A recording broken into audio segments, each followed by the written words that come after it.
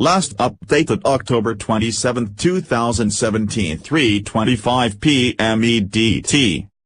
Washington. The White House said Friday the federal government had no involvement in the decision to award a $300 million contract to help restore Puerto Rico's power grid to a tiny Montana company in Interior Secretary Ryan Zink's hometown. Trump spokeswoman Sarah Huckabee Sanders said the president had asked Zink about the contract and that the cabinet secretary said he had nothing to do with it. He had no role in that contract, Sanders said of Zink. This was a state and local decision made by the Puerto Rican authorities and not the federal government.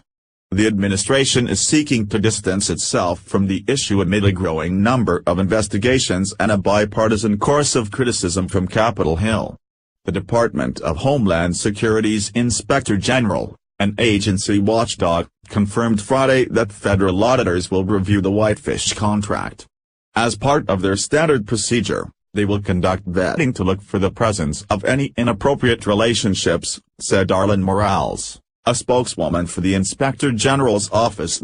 A pickup from Montana-based Whitefish Energy Holdings is parked as workers help fix the island's power grid, damaged during Hurricane Maria in September, in Manatee, Puerto Rico, October 25, 2017.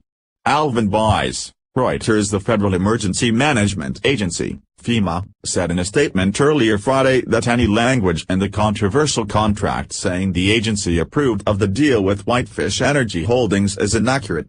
The contract, which was awarded by PREPA, said the utility would not pay costs unallowable under FEMA grants, but it also said, the federal government is not a party to this contract. FEMA said it has not approved any reimbursement requests from the utility for money to cover ongoing repairs to the island's power grid following Hurricane Maria.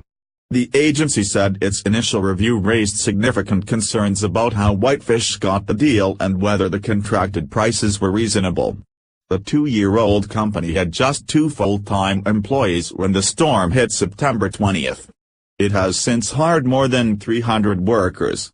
The Interior Department has denied that Zink, a former Montana congressman, played any role in the contract award.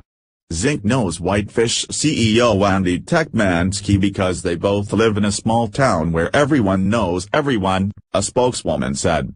Zink's son had a summer job at a Whitefish construction site. Asked if Zink had any involvement in the contract, a spokesman for Whitefish said absolutely not. Multiple congressional committees have launched investigations into the deal, the terms of which have triggered questions from both Republicans and Democrats. Senator Claire McCaskill of Missouri, senior Democrat on the Senate Homeland Security and Governmental Affairs Committee, said the Whitefish contract raises every red flag in the book. The Homeland Security panel will hold a hearing on the issue next week, and officials should be ready to answer tough questions, the senator said. Democrats also raised questions about the role of HBC Investments, a key financial backer of Whitefish Energy. The Dallas-based company's founder and general partner, Joe Colonnetta, has contributed thousands of dollars to Trump and other Republicans, including Energy Secretary Rick Perry, a former Texas governor, and Texas Sen's John Cornyn and Ted Cruz. Colonnetta also gave to President Trump's inauguration. A Whitefish spokesman called Colonnetta's political donations irrelevant. If one of the investors supported President Trump, that has nothing to do with anything, spokesman Chris Keems said. PREPA Director Ricardo Ramos has praised the work performed by Whitefish so far, saying the company's was the only offer the utility received that did not require a down payment. The power company is $9 billion in debt and was already struggling to provide service amid ongoing power outages before Hurricanes Irma and Maria hit last month. 45 photos. Puerto Rico's long road to recovery from Hurricane Maria. The island experienced widespread damage from the storm, including to most of the electrical, gas and water grid and infrastructure. A federal control board that oversees Puerto Rico's finances said this week it had appointed a former military officer to oversee the work. Retired Air Force Colonel Noel Zamat will be responsible for speeding up reconstruction efforts and overseeing coordination with the board, Puerto Rico's government and the federal government. It was not immediately clear whether Zamet would have the authority to void Whitefish's contract, although under the contract the utility can suspend or terminate the contract for any or no reason after providing written notice to Whitefish and compensating the company for actual expenses. Board spokesman Jose Luis Chadeno did not return calls or messages Friday from the Associated Press seeking comment. Power company spokesman Carlos Manuel also did not respond to requests for comment.